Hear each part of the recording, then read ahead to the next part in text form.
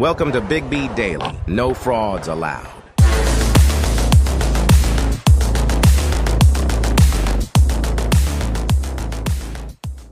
What is going on, people? What is going on? Thank you guys for joining in the Big B Daily Show, man. What is happening? We're live here on YouTube, live on TikTok.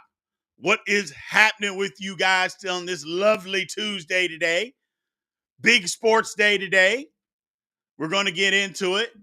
Again, let's take care of a little business. If you're on TikTok, continue to tap that screen, man. Continue to tap the screen. We're looking for 3,500 likes minimum and at least 30 follows. So if you're in here and you're not following, please give me a follow. Please give me a follow. And then while you're doing that, go ahead and click on the YouTube link in my bio. Subscribe to the channel, Big B Sports Talk. Come on and join the chat over there, man. Let's have a good day today. Let's get this thing started off right. First things first. Fraud of the week. Fraud of the week. Now, usually we do this every Tuesday and we build it in. But today, we're going to do something a little bit different. I'm going to look for you guys to tell me who should be the fraud of the week. I got my own ideas, but who do you guys think should be fraud of the week? I got a Lincoln Riley in here. I love it. Dolphins. I love it. Somebody earlier said North Carolina. North Carolina's got to be up there. My man James Richards on YouTube is saying Purdy. Woo, woo. 49ers defense. I love it. First off, then my man Houston Davis said the Steelers. That's just jealousy. When you're a Giants fan, you'll say dumb stuff like the Steelers because it's envy. It's envy. A lot of people. Here's the one that I think is going to win out. And I'm sorry. And this is what I'm going with this week. The Detroit Lions. The Detroit Lions. Yeah, somebody said Lions not just the Lions defense, the Detroit Lions in general. The Lions. The Lions have to be the fraud of the week. They have to be the fraud of the week. Have to be. Look, Lincoln Riley. I love that one. USC, they get on my nerves. You could even throw losing to Virginia. Virginia is the worst Power 5 football team in the country. They might be the worst just Division I football team. God bless them for everything that they went through, though. But their team is bad. And North Carolina got beat by them at home. So, but yes, fraud of the week, Detroit Lions. The Baltimore Ravens took you behind the woodshed, smacked you around. You tried to come out. They took you back behind the woodshed and smacked you around again. James said the Lions have a lot of heart, just got full of themselves. Hey, man, I can't tell that they got a lot of heart. 38-6 don't tell me that they got a lot of heart. TikTok, does 38-6 tell you that the Lions have a lot of heart?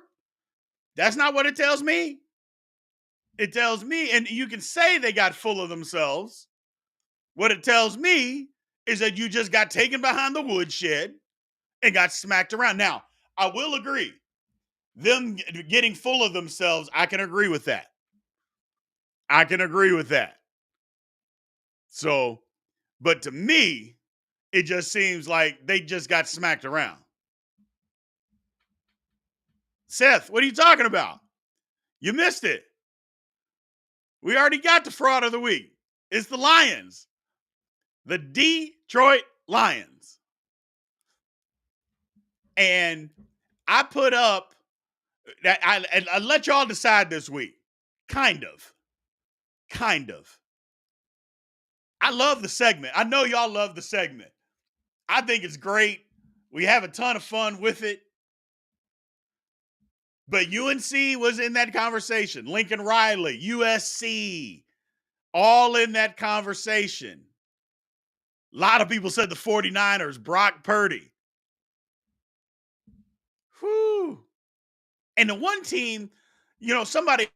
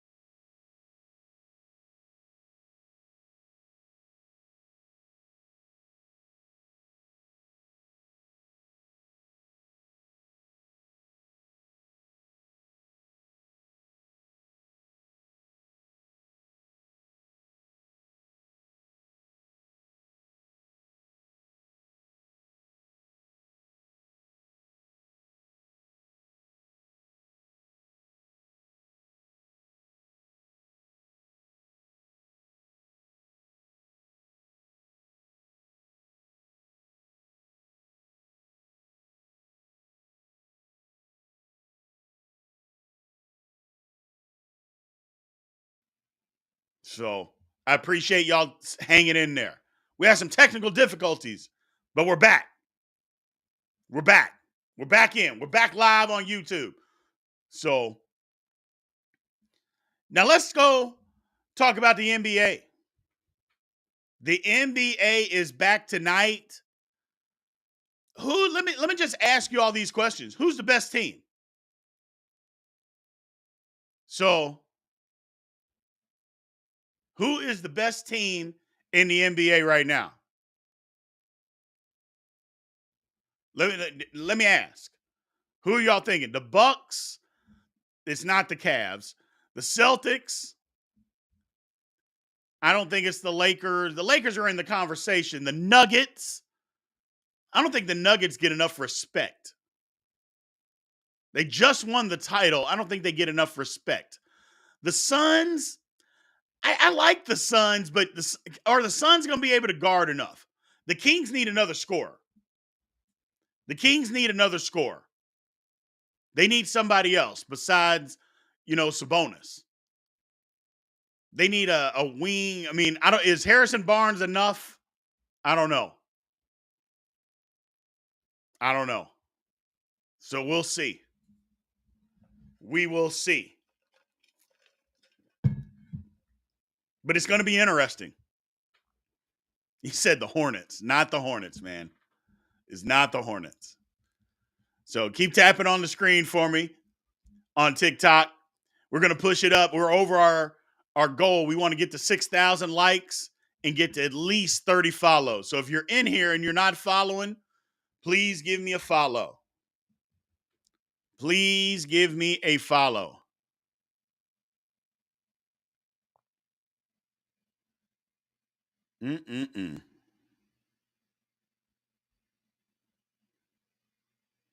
All right.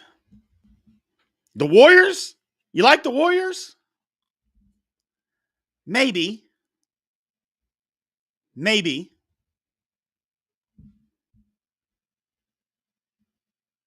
We'll see. We will see.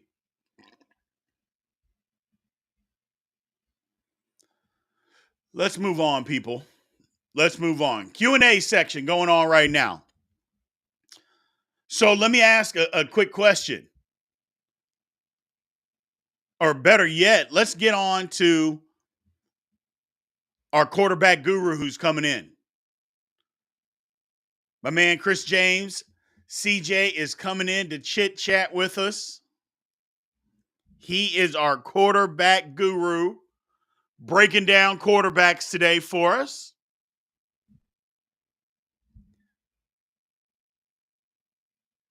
CJ, you in here? Yep, I'm in here. How are you doing? We are all right, man. We had some technical difficulties on my end earlier, so I apologize. Oh, it's all good. But we are up and rolling. So let's just get after this real quick. Kirk Cousins, is he a top 5 quarterback right now? Absolutely not. He played a top 5 game on Monday night, though. The thing has always been Kirk doesn't show up in prime time, XYZ. Listen, Kirk Cousins is a good quarterback. I constantly say he's the Mendoza line for paying a guy. If he's better than Kirk Cousins, you pay him. If he's not, you don't. And you're in limbo with a guy like Kirk. So big game for him. I'm glad for him. Seems like a nice guy. And he did the job even without his best target on the field. Yeah, he did. Jordan Addison stepped up big for him too. Stepped up big. So in that realm, I looked at Minnesota's schedule, and if you look at their schedule over the next 2 months, they got a shot. They got a shot. If Cousins keeps playing the way that he's playing right now, they got a shot. Yeah, I mean, the schedule definitely says that, but it's any given Sunday, right? Yeah. I don't think anyone had the expectation that they would beat the 49ers and look like the better team throughout the night. So these teams that they look like they should walk over or beat, what if they show up? So I want to wait and see on them because, they got so lucky last year winning those one-score games. Then they got unlucky to start the season. I think things will kind of even off, and they're at 8-9, 9-8 team. So they'll probably end up there. Gotcha. So let's talk. I mean, we keep talking about Brock Purdy every week. Last night is another indication. Brock Purdy. Somebody on TikTok brought up the point, and they're 1,000% right. Brock Purdy can't. He basically he can't force anything down the field, or he can't pressure a defense down the field. Teams have started to say, you know what? Since you can't do that, we're definitely taking away the run, and we're going to make you throw the ball over our head, and he can't do it. Anything wrong with that analysis? No, it's nothing wrong, and that's why we even said it on here. I think for what he was asked, he did a great job. He played some of the best football compared to expectation to start the year. It was just people started getting out of hand. Again, mentioning Joe Montana and stuff like that. Yeah. The guys are going to have limitations, and guys are going to have strengths and weaknesses. His is that he can't really drive the ball like that. That's why those weapons are so important. But I mean, he's still a young quarterback. I mean, this is year 2. He doesn't even have 16 starts under his belt. So he can get better at certain things. He's not completely going to be limited. You mentioned the NBA earlier. I was listening to you. And the best way I can comp, they're not the same personality, not the same guy, but what Brock Purdy was Jordan Poole in the NBA Finals the year the Warriors won. Like, oh, he deserves his money. Well, no, when you actually need him to go outside of that structure and be a better player and really elevate a team, Jordan Poole couldn't handle that role. He can handle the open and shoot role. Absolutely. Same thing with Brock Purdy. Brock Purdy doesn't have the Deebo Samuels of the world on the field. He's just he's above average quarterback to average quarterback. And that's not an insult. Gotcha. Let me change teams and jump on the Steeler bandwagon for a second. Kenny Pickett, he hasn't looked awful. A lot of people are putting the blame on Matt Canada, and Matt Canada has been bad. He's been bad, but it hasn't been all Matt Canada. It's been Pickett. It's been the offensive line. But here lately, Kenny Pickett has started to fire the ball down the field. Give us an analysis of what you think Kenny Pickett has done the last few weeks. I think it's been helpful for him to now have his, full complement. I mean, he doesn't have Freiermuth yet, but having Deontay Johnson, I mean, and let's not get this twisted. George Pickens is a hell of a player. He's not the best pure wide receiver on that team. No. Deontay Johnson opens things up for Pickens and allows him to do things. It's an easy button now on 2 sides of the field for Pickett. And Pickett is what he is. Pickett is another guy he's not going to elevate you. He's got more athleticism than people might think, but he's not the strongest arm guy. He needs weapons to be able to function, and he's got them. So that's really why he looked pretty decent this week. Yeah. I like what Pickett did. He's starting to throw the ball down the field. I've been saying it over and over. As a Steelers fan, Deontay Johnson is the best pure receiver. Every catch that was being made while he was out was all contested. No separation. Back shoulder throw. I'm like, that's not sustainable, man. You can't just go through the season constantly, everybody making contested catches. Somebody's got to be able to get some separation. And now that Deontay Johnson is back, I think it changes things. I think it's going to open up the offense more. Najee Harris, somebody must have gotten in his ear. I think he saw his playing time being cut. Stop just tiptoeing to holes and say, hey, if only 2 yards is there, just get the 2 yards and move to another down. Stop trying to bounce everything outside. You're not a fast football player. Stop acting like it. I think it's going to change everything, and it's going to help Kenny Pickett stay a little bit more on schedule versus, first or 2nd and 8 is better than 2nd and 14, Absolutely. which was happening a lot. So I get it. Let's move on. Some people over TikTok were talking about Tyrod Taylor. The Giants are not going to play him over Daniel Jones, but he's been playing better. He's given him a better opportunity, or am I wrong? I'll let you make that determination. I'll speak on this pretty clearly. The offense operates well with Tyrod Taylor because Tyrod Taylor is taking what's there. A lot of that offense is just get the ball out of your hands, get it to playmakers, and don't see the rush. Daniel Jones often was seeing the rush. Yes, it was bad offensive line play. But Tyrod Taylor was getting some of the same pressures against the Bills. He was getting some of those same pressures against the Commanders. he just got the ball out of his hands. So that's why the offense, it doesn't look great, but it looks competent. And that's something it did not look like under Jones. Hopefully this time off lets him develop that part of his game. And they're definitely not starting Tyrod Taylor over him simply because they just paid him. They just paid him. Yeah, there's no chance of that happening. But good for Tyrod, man. Or a guy that's kind of had some bad luck in his career. I'm glad, number one, that he's still in the league and still playing well. I mean, I'm not saying he's an elite quarterback, but he's out there. He won games. He's winning some games, keeping them competitive, which the Giants hadn't been the first few games. They hadn't even been competitive, which was outside of Arizona game, which is crazy. Yeah, I mean, it's not even a hot take. If I'm a certain team that might play in the same facility, I might make a call. I don't know why you wouldn't. Don't know why you wouldn't. So. See what happens. But, the bye already passed for them, so I think that was the time to do it. And you couldn't pull the trigger anyway because he was too busy starting for the other quarterback that wasn't getting the job done in that stadium. I understand. So this one's going to cut a little deep, CJ. I apologize in advance, but we got to talk about it. What the hell is going on with Derek Carr and those New Orleans Saints? What is going on? At this point, it's a major point of frustration, mainly because of what we talked about before he even got there. I felt like he wasn't gonna be a big elevation over what Jameis offered. Right. In fact, I think Jameis is more talented. The thing I thought he would bring is stability and a leadership type quality that maybe the Saints organization didn't think was there with the quarterback room. He's been the exact opposite. He's been a petulant child about stuff. Yes. Even if your receivers are getting stuff wrong, you don't do that to them. It's literally part of your job is to be a facilitator of even learning, right? Though you've been in the league for a decade, some of those guys they're not even able to rent a car back in the day. They're not even 25. Yeah. So doing that, chewing them out on national television, and intentionally making mistakes.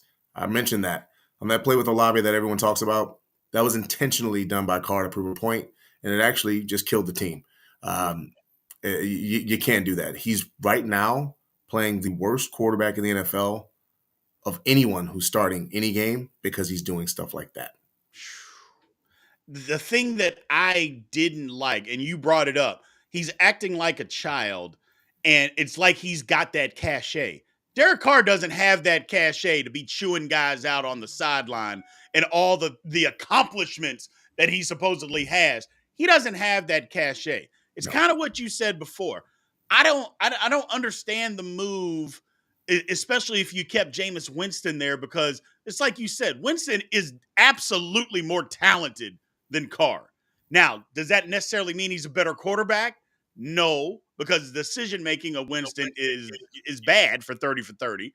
Having said that, if you have Winston there, I think the upside is you play Winston and you build, and because you don't have to pay him that much, and then you build other pieces and build your roster other areas where you gave Carr this money. Now, granted, I think they can get out of it without having to pay too much, but even still, I didn't understand the move when they did it. Now they're here. He's doing what Derek Carr does. Can they get out of it? This is a big game to kind of prove that, to be honest. This is a decision-making game because as bad as people want to say Pete Carmichael is, and he hasn't done a great job, as what feels like an antiquated offense at certain points in time, even though they do the cool thing with Taysom Hill. No, guys have been open. The plays haven't been as bad as some people think. I still feel like Carr is trying to overplay his hand. He's trying to prove a point that he's this guy that he really doesn't need to be. There's playmakers. Just get the doggone ball to them. And if they're running the wrong routes or in the wrong position, there's not 5 people doing that. It might be one. And that play, again, was a great example of it. You still had Taysom. The next in the progression was going to Rashid Shaheed. The next in the progression was going to Michael Thomas. It was never Chris Olave. So why the hell was the ball thrown towards him? Just bad, man. Just silly. Let me get you this question before I get you out of here, man. Josh Allen. What's going on with Josh Allen up there in Buffalo? Josh Allen is doing what Josh Allen does, and I'll explain this with people hopefully not think I'm being a hater. Josh Allen has this panic button in his head when he's doing stuff for too long. And it's not even for the reason that some people panic. It's because he's not scared. What he's doing is he's like, okay, I got to go make something happen. No, you don't. So that's why he looks so good when the ball gets out of his hands quickly, because then he doesn't try to solve the problem on the fly and forget that he has, teammates and plays that can be made, and he wants to make the big play happen.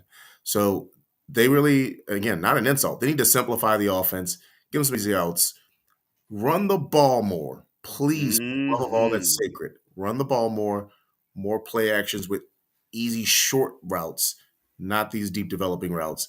And they can start to solve the problem, because honestly, that's what the Patriots just did to him. They're like, we're going to make you think for 5 seconds, and we know you're going to turn into Superman. And sometimes you don't need Superman because the city gets ruined. Yeah, absolutely. Absolutely. That's a beautiful assessment, man. It's spot on what I think and what a lot of people think. I shouldn't say a lot of people don't know, but yeah, he just tries to do too much. They don't help him because they don't run the football enough with running backs. It's silly to me. They got this talent. We'll see what happens. Now, and I know I said I'd get you out of here. I got one more. We talk about what a lot of quarterbacks are not doing. Let's talk about the best quarterback in the league. Had by far his best game of the season. Now, and a lot of people attribute, Patrick Mahomes, Andy Reid, and what he does. But the talent at wide receiver is not great in Kansas City. I'm not talking about Travis Kelce at tight end. I'm talking about pure receiver. And he's still getting it done on an elite basis. How's he doing it? CJ? I mean, he's Jordan. I don't know what else to say about that. There's stats to support it. There's one stat that floats out there, and I'm going to get it wrong, but I'll get the base of it correct. It's off-target rate on open receivers. So guys who are open. Actually, Purdy's one of the worst in the NFL, just as an example, when you're missing guys who are schemed wide open. Right. The best with the lowest rate of missing wide open receivers is Patrick Mahomes. It's what he does. So to your point, he hasn't had receivers getting open and doing stuff. Two things happened in this game that were Kansas City specific. They brought back a guy to do all the little things that just needed to be done as like us, just run guys off or flash across in motion and do those things. And I think it made everyone else kind of fall into more natural fit positions on this new Kansas City new look offense. Rashee Rice was able to run more routes because he's their best receiver. Sky Moore wasn't asked to actually do anything, to be candid. He was asked to just kind of exist, that type of stuff. So, and there was meat left on the bone. I mean, he had 300 yards in the first half. It was just, he's finally like, hey, my offense looks like normal. And you let this guy get another year better at football, it's going to be a problem for the league for the rest of the year if they stay healthy. Yeah. They bringing back Hardman is going to be bigger than what people realize. I'm telling you, because first of all, he's going to take somebody's spot, somebody that's playing out there right now. He's going to take their job and get those looks. And Patrick Mahomes trusts him. That's one thing that goes unnoted. He trusts him. He's going to throw him the football. I don't think it's a coincidence. Now, granted, the Chargers, for some reason, they just refuse to play defense. They just absolutely refuse to do it. I don't know. They have talent. Supposedly their head coach is a defensive guru, but they just refuse to play defense. It is what it is. I'm not a resume checker. Sorry to cut you off there, BB, but let's go and look at his resume, the Chargers coach. Yeah. It doesn't speak defensive guru. The best thing he did was, be, around Sean McVay. Exactly. That's what it was. And now we're starting to see it. Just off topic, I'm not sure he makes it through the season. I really don't. We'll see. I will agree with you if this happens. If they're sitting there and it's week 16 and they lose that game and there's no chance for them to make the playoffs, I think to send a message, they fire him before the last week of the season just so people know, oh, no, we're getting this done. But otherwise, I think they let him, complete it, especially if they're still competing for a playoff spot, but I don't think they will be. I think they're going to finish the season 7-10. Well, they got enough guys on that team. Yeah, I think they'll cash it. They're going to cash it in here sooner or later because they're not winning these close games, and the coach is getting in the way. That's part of the problem. The coach is getting in the way of them winning. Look, I'm hard on Herbert, and deservedly so a lot of times. But you can't put all this on him. You can't continuously say that he's not winning these games, even though he didn't play great Sunday, and he didn't. He didn't play great. But you can't keep putting everything on him. Sooner or later, it's like, what is anybody else doing to help him? And he's not getting the help. So yeah, I consistently I agree with you fully. Justin Herbert just isn't what some people would say he is, but they have a quarterback. They're ahead of all but like 7 or 8 other organizations where they're not questioning whether or not they have a quarterback. The issue is, to your point, in these close games, it's usually not the quarterback's problem. It's the coach making decisions that honestly look like he's playing a game of Madden in one of his franchise seasons. Unbelievable. Well, I appreciate you, CJ. Thank you again for coming in. And just as always, man, tell everybody on TikTok and YouTube where people can find you at. Absolutely. So wherever you get your favorite podcast, usually on Spotify or Apple Pod, you can find my podcast. It's Chopping It Up with CJ. It's a purple background, just in case you come across it. 4 shows per week that I do where I touch on topics like fantasy football. Just in case you like to do a little sports betting, I might be able to assist you on that as well. And also, if you are in the area of New York City, I am doing fantasy football on Picks 11 and the NY Blitz. And I'm always doing stuff with Football Game Plan as well. All right, man. Thank you, man. We will see you next week, man. I appreciate it. All right. See you next week. All right. That was our quarterback guru, Chris James. So I appreciate him joining in the show. Oh, all right. Let's dig in a little bit. So, and again, man, apologize for the technical difficulties today. What are you going to do? Internet is the internet. So, but we're back. We're good. Let's go back to talking a little bit of NBA. So, first game tonight. Do we think the Lakers are going to compete for a title? Let me just ask you all that. I know there's a lot of LeBron haters out there, the people that don't like him. I know there's a lot of people that love LeBron. Are the Lakers going to compete for a title? I'm one of those people that I don't think that they are. I want them to because I like LeBron. I like good basketball players. I do. I just don't think they're going to compete for the title. I don't think they are. I think there's other good teams. But if their role players are better, we'll see. We will see. But I'm just not sure. So we will see. We will see, man. So, but I think today, we may shut this one down for the day, man. We had a lot going on today. I apologize. It's nobody's fault. But the internet kind of did a number on what we were doing, who's around, who's in, who's out. So I apologize for that, man. So we will be back tomorrow. We will do better tomorrow. I appreciate everybody joining in.